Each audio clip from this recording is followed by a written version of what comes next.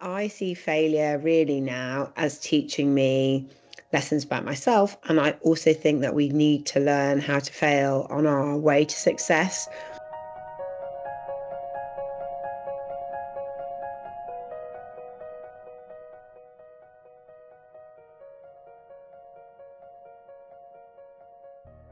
So I started my first business 26 years ago, and I have built three businesses to exit. And I think the things that I look for when I invest and when I think about what next are very focused on the three G's. And for me, framing the question begins number one with graft. So I'm a northerner and graft is everything. It's just about hours in. I think in your entrepreneurial career, you just can't underestimate the sheer volume of work. And the second G is grace. I think grace under pressure for me is about building relationships and building networks. And networks have been the absolute bedrock of my career. I think as you age up in an entrepreneurial life, building relationships and not burning bridges is critical. But the final and most important G for me is grit. I think that grit trumps genius every day of the week. And I reflect on that in my book, Believe, Build, Become, How to Supercharge Your Career. And indeed, my podcast is about grit and grace, because those are the things that matter alongside having all of the things that drive revenue and product market fit and the business metrics that I've been obsessed with every day of my life. But temperament is everything, and attitude is what wins.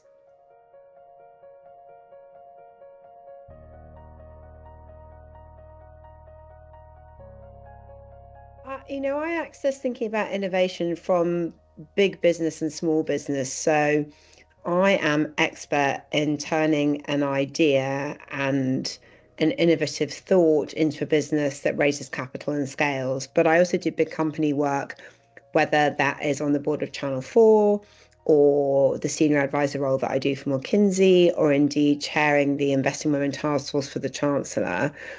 I'm increasingly struck by how innovation is about networks, and it's about making sure that you surround yourself with real diversity of thought.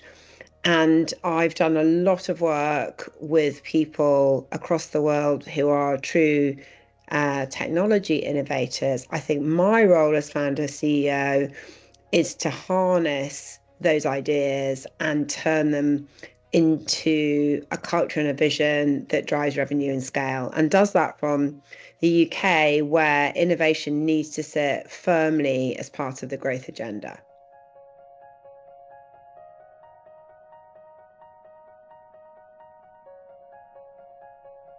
I think we all need to learn how to fail. I think I wasn't very good at thinking about failure in my earlier career. I think founding a business in the late 90s as a woman and raising capital as a woman was very unusual. I see failure really now as teaching me lessons about myself. And I also think that we need to learn how to fail on our way to success.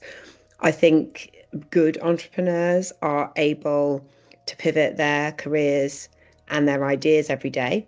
And I think no business that I've sold has ever really borne, 100% resemblance or relationship with the idea that I started with. So I would describe that now as neuroplasticity. That's part of what keeps me going as an entrepreneur into my 50s and beyond. I like learning new things, and I like taking an idea from an idea to a reality and failing every day along the way.